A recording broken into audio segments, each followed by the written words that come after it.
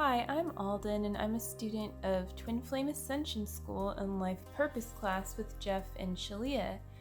And today, I have a reading for you for the blue moon in Taurus for Halloween, for October 31st. And the blue moon means that it's the second full moon in this month of October, or last month if you're watching this after October.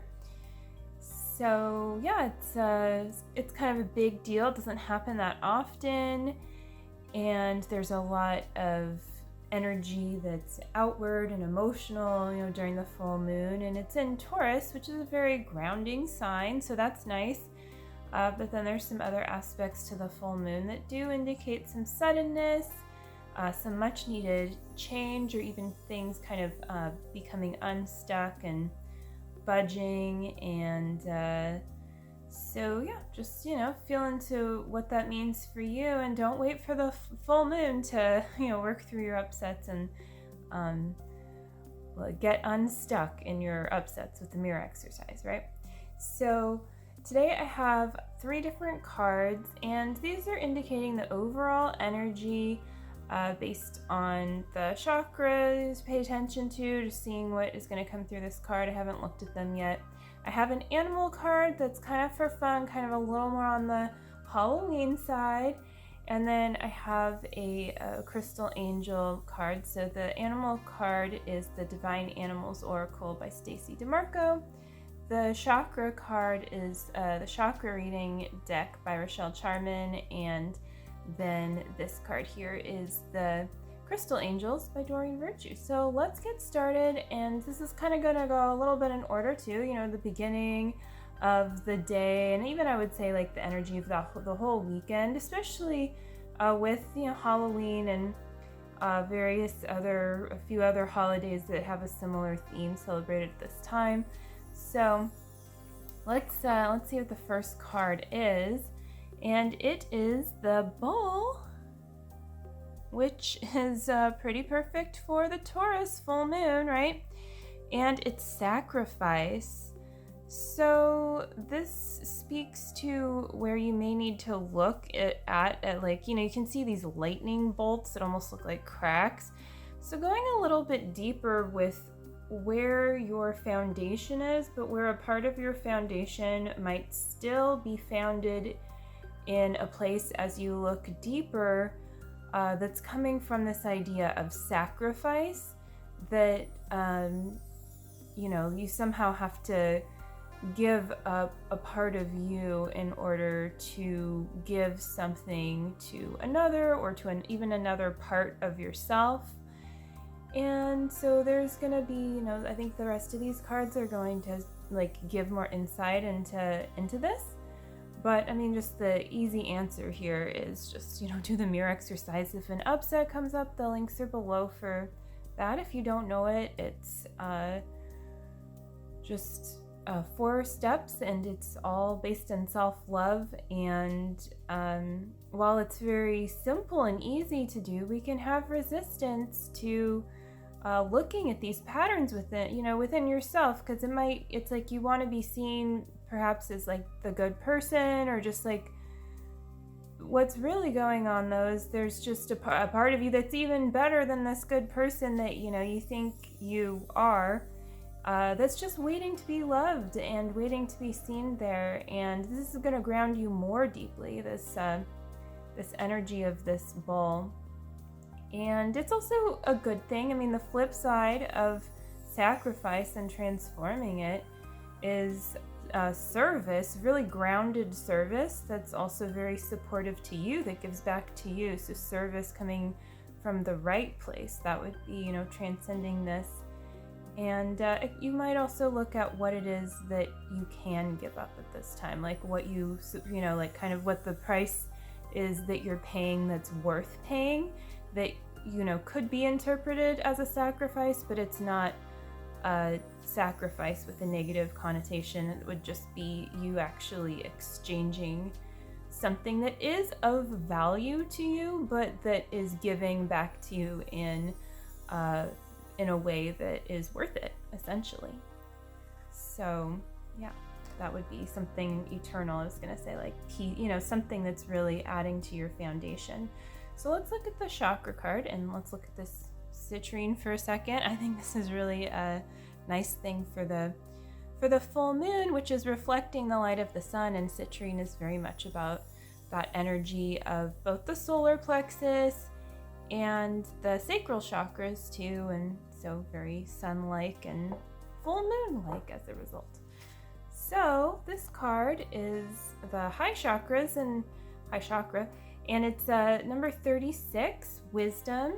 And that number 36 also indicates wisdom having to do with creativity and sharing. And so a part of receiving your divine wisdom is already making that choice in your heart to share it as you're called to share it, as you receive it. And this will help open you to receiving more divine wisdom too. And like this card also indicates, it could come in many forms. It may come just like in something that you've already started reading, for instance, but there could just be like your next big piece there.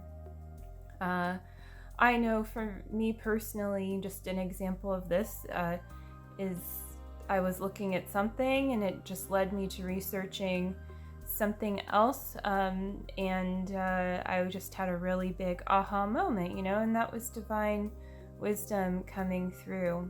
And so it's not something that you need to necessarily look for. It's just something that you can receive, and it can be kind of like a sign, but also a guiding light on your path too, to taking you really deeper with whatever it is that you're desiring. Like if you're desiring to know next steps on your twin flame journey, or your life purpose, or both,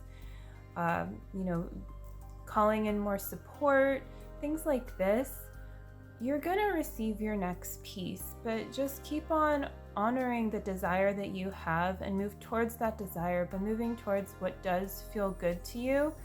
And again, the mirror exercise, and not letting other people, and not letting ego, and not letting yourself, not yourself, but the ego that tries to pretend to be you, tell you that you can feel bad.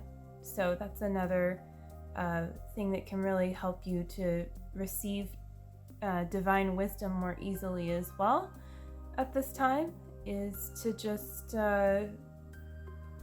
let it into your consciousness, and know that in truth your consciousness is pure, and it is completely worthy of receiving really divine insights. And you are a genius, like you're made by like the ultimate creator. So it's safe to feel the power of your mind, but also know that it's not just yours alone, right?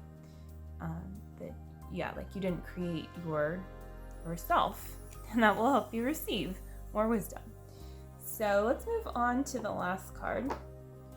And the last card is, Watermelon Tourmaline. I got this card recently in another reading. So big on the stress reduction, and big on the DM and the DF working together to balance life. And this speaks, I believe, also to the Venus in Libra energy of balance and going inward to find love, and even within your twin flame journey. And there's this bright light, right? And that's symbolic of the full moon. It looks like it could be the sun, the moon, just the light from the crystal shining, right? So it does have that quality. And it says, de-stress your mind, body, and schedule as you need to rest, recharge, and revive. So sometimes we think like shining your light is being active, but this card is inviting you to receive the energy of what is changing in your life, and that might actually require some self-care, and for you to do something that is just easy for you to do at this time, so that you can really integrate everything and revive yourself, and that this is shining your light.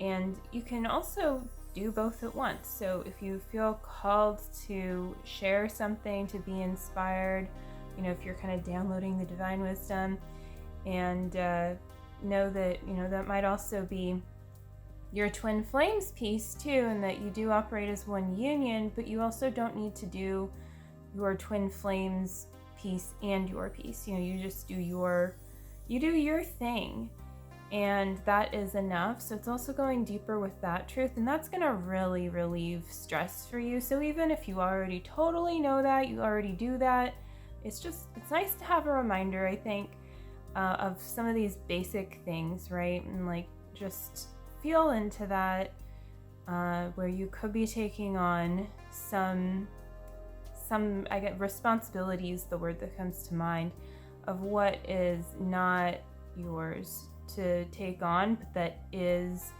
within your consciousness. But then if you actually feel into what you're being called to do, even if sometimes it doesn't make perfect sense, like, oh, I need to make a meal even though I'm not hungry yet, but I feel really called to, make this and that and the other thing. And then you suddenly, have a divine inspiration later, and you don't need to cook later, and you can actually just write it out or share it, or maybe support your twin flame, with that meal if you're together in the same place. And just, like you might be playing a more supporting role, and you might be playing more of a role of just sharing or just receiving information and processing it. So don't overthink it, basically. And also don't be surprised if something does kind of like feel like a sudden inspiration in your life or a sudden change, and just going with the flow here. But also this Taurus energy and this card reminds you to ground and to do something during this time that's grounding. Is going to feel really good as well. And grounding can mean, means different things for everyone. But being in touch with the basics of life is generally a good way to ground. So that includes nature, that includes visceral experiences, like, just even eating something and enjoying it. Being really present with your physical self can be very grounding, and also present with what is in your environment and interacting with it in a way that feels just like you can kind of expand your roots and perhaps go deeper with them too.